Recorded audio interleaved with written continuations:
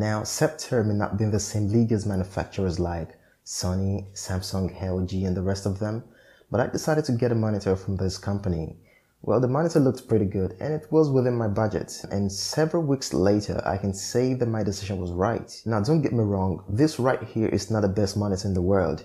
As a matter of fact, it's not for everyone, but for what I do with this 27-inch display, it's almost perfect. Assembling this unit was really easy. There's a previous unboxing video on that. The stand looks strong enough, and of course you can mount it on the wall, but you have to buy the mounts separately.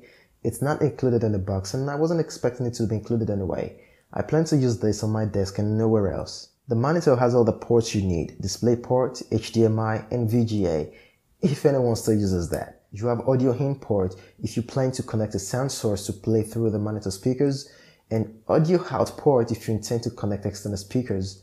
It comes with a 12 volts power brick that hasn't blown up yet, but I'm sure I can easily get an aftermarket replacement if something happens to it.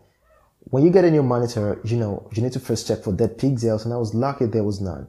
The best way to check this is to view a plain image in full screen and look for blacked out areas or missing pixels. If there was, I wouldn't have been able to send it back to the US from Nigeria here, but I was lucky there was absolutely nothing wrong with it. It came in a perfect working condition, no dead pixels, no cracks, nothing. Now, monitors with curved screen are generally known to be expensive, but I got this for around $159, and right now it's even selling for $149 on Amazon. I could be wrong, but this is the cheapest 27-inch curved monitor in the market. On the other hand, cheap can be synonymous with poor quality a lot of times. And if you're wondering if this looks like a cheap product, it doesn't. It's very slim and the bezels are really thin. The display is the most important thing here, and when I first got this unit, the display looked a bit washed out. I wasn't really satisfied with what I was seeing.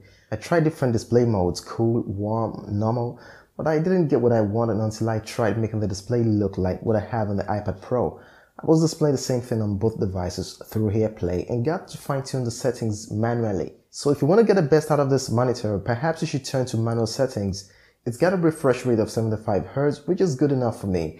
But there's one major problem with the display you should know about. It suffers from light bleed around the edges of the screen, and this is very noticeable. When you're displaying a dark image, you can see the light around the edge of the screen. If you cannot ignore something like this, maybe you should stay away from this monitor. But you should know that this is a very common problem with cheap monitors sporting LCD displays and LED displays. You don't want this problem? Then go for an expensive monitor with OLED display. This is not a 4K monitor, it's 1080p, and I think you know what that means. You get really close enough, you may be able to see the pixels.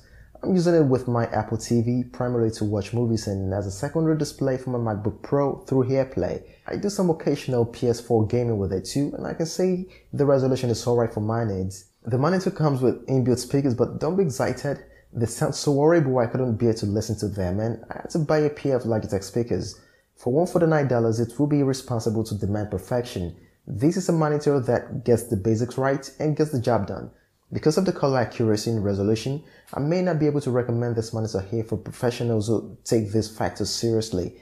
But if you need it just for gaming, entertainment, as a secondary display, or even as your primary display for your workstation, I'm not sure you could go wrong. Despite these issues, I think I'm okay with it. You get what you pay for, right? But the truth is, it's hard to find a monitor with the same specifications as this at the same price. That's my review of Sceptre C278W curved screen monitor. Hopefully, I'm going to see you in the next video. Stay safe.